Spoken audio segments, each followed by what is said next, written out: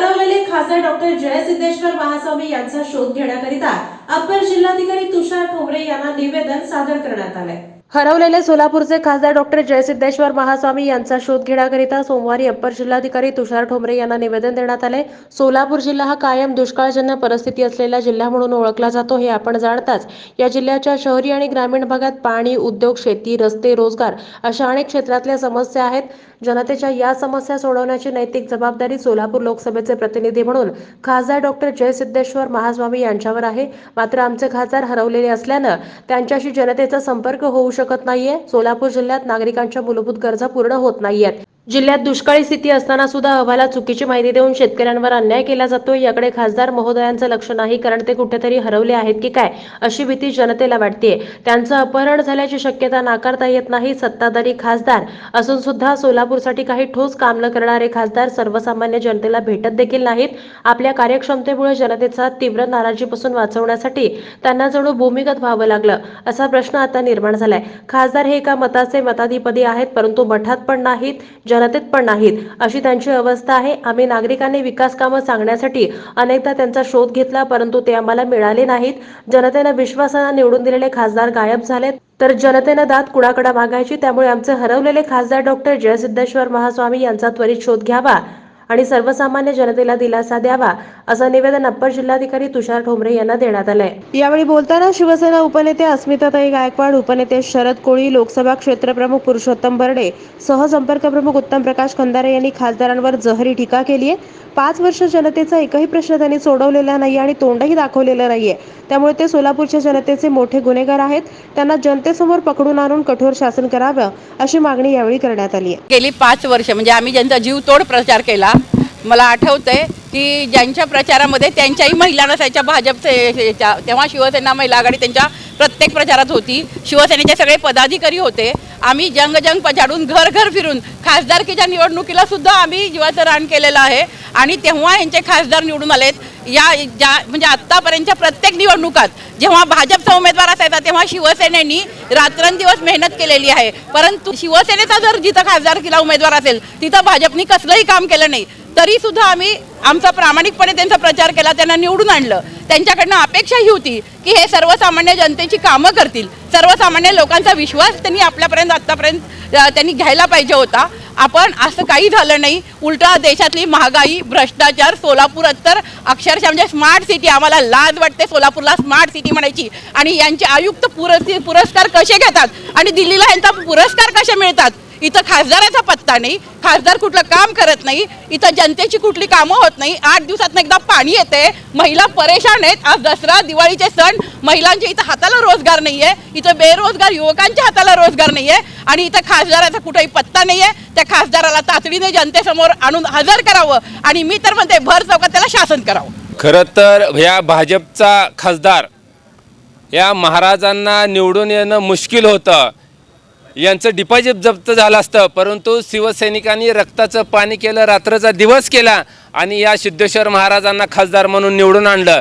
परंतु खासदार म्हणून निवडून आणलं, पण आमची मतं आता खरं वाया गेली ती, कारण ही खासदार बेपत्ता आहे। ही खासदार कुठं आहे माहीत नाही, खासदार कधी दिसत नाही। कोणत्याही अधिकाऱ्याकडे त्या खासदारांना आजपर्यंत मिटिंग लावल्या नाही, त्या जनतेचा प्रश्न सोडवण्यासाठी त्या खासदाराला कसली गांभीर्यता नाही।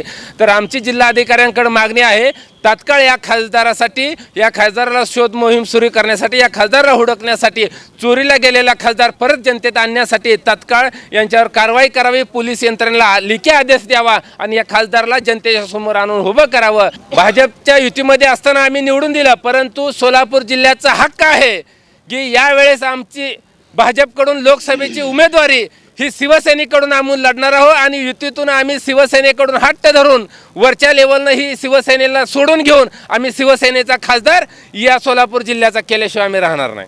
आपल्या देशातल्या खासदाराची निवडणूक झाली, यावेळेला शिवसेना भारतीय जनता पार्टी बरोबर होती। या तमाम सोलापूर जिल्ह्यातल्या सोलापूर लोकसभेतल्या शिवसैनिकांनी, नेत्यांनी तळागाळापर्यंत काम करणं, 42-43 डिग्री ऊन होतं।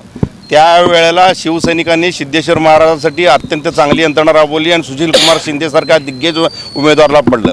आज 5 वर्ष होत आली, दुसरी निवडणूक लोकसभेची आलेली आहे, पण खासदार हे मतदारसंघातनं पळून गेलेत, कोणाला दिसत नाहीत। ती बेपत्ता आहेत का, त्यांना कोण किडनॅप केलेलं आहे का, किंवा त्यांना कुठला गंभीर आजारवर त्यांचे उपचार चालू आहेत का, हे आम्हाला कळत नाही. आम्ही त्यांचा प्रचार केलेला आहे, त्यांना मतदान टाकलेलं आहे आणि गेल्या सत्ताधारी वर्ष शासन महाराष्ट्र शासनसुद्धा भारतीय जनता पार्टीचं आहे, केंद्रातसुद्धा नरेंद्र मोदी सरकारचं सरकार म्हटलं जातं. सोलापूर जिल्ह्यात प्रचंड मोठा दुष्काळ पडलेला आहे. शेतकऱ्यांचे प्रश्न आहेत, कामगारांचे प्रश्न आहेत, विजेच्या संदर्भात प्रश्न आहेत. आम्ही कुणाकडे जावं? मी स्वतः शिवसेना जिल्हा प्रमुख या नात्याने त्यावेळेला 5 वेळा त्यांच्या मठात जाऊन आलो. एकही वेळेला खासदार तिथं उपलब्ध नव्हता. खासदारांचा निधी त्यांच्या PA मार्फत 10% विकला जातो आणि खासदार कुठल्या कार्यक्रमात दिसत नाही. खासदारसारखा आम्ही निवडून दिलेला खासदार हा सोलापूर लोकसभेतनं बेपत्ता आहे. ह्याला तातडीने जनतेसमोर आणावं या मागणीसाठी आज आम्ही कलेक्टरला निवेदन देतो. सिद्धेश्वर महाराजांना 2019 साली निवडून देताना शिवसेनेनं दलित अल्पसंख्याक विमुक्त भटक्या समाजाचा मेळावा घेऊन हुतात्मा स्मृती मंदिर सारख्या ठिकाणी 5,000 लोक जमा करून त्या ठिकाणी त्यांच्या प्रचाराची रणशिंग फुंकलं. आणि ज्या उत्तर सोलापूरमधनं मी 3 वेळा आमदार राहिलो, त्या उत्तर सोलापूरचे 4 भाग झाले. तालुका दक्षिण, शहर मध्य, शहर उत्तर आणि मोळ या 4ही मतदारसंघातून त्यांना इतकं प्रचंड मताधिक्याने निवडून दिलं. ते खासदार आज कागदोपत्री पुराव्याअभावी अपात्र झालेले आहेत. ते खासदारच नाहीत, त्यांना डिक्लेअर झालं नाही म्हणून त्यांना खासदार तर म्हणतो, नाहीतर ते खासदार कपत त्यांचं कधीच गेलेलं आहे. आता फक्त खासदारला आणायचं ते थेट जेलमध्ये आणायचं आहे अशी परिस्थिती आहे.